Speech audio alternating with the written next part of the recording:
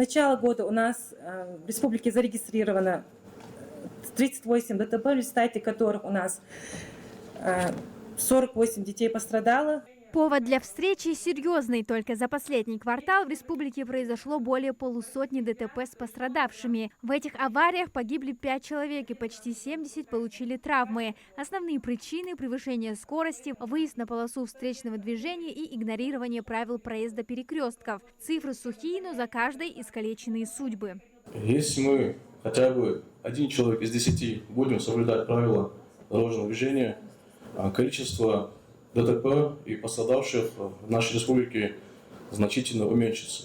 Имам Адам Миржоев напомнил, что сохранение своей жизни и жизни окружающих – это не только гражданский долг, но и обязанность каждого верующего. Бережное отношение к себе и другим на дороге – это проявление ответственности, которую предписывает религия.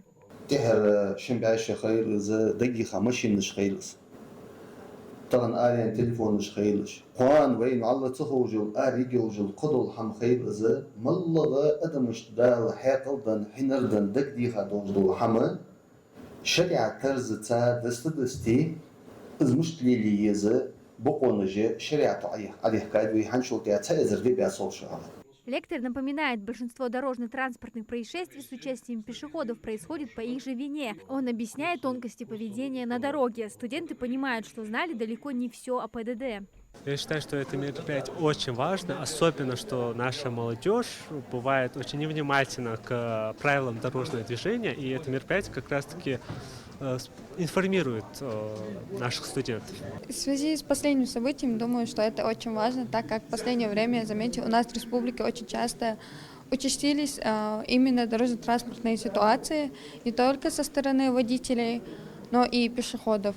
Поэтому думаю, что для студентов это очень важно, что это нужно даже еще чаще напоминать.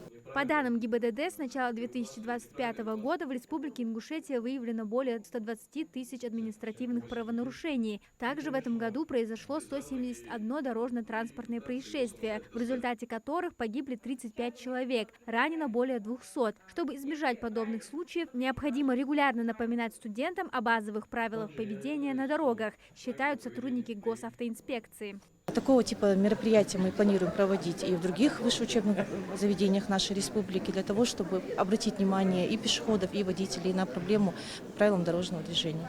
Совместные усилия государственных служб и общественных организаций помогают формировать культуру безопасности и повышать уровень сознательности жителей республики. Сотрудники ГИБДД призывают водителей соблюдать правила дорожного движения. Амина Зязикова, Сулейман Костоев, Магаз 24.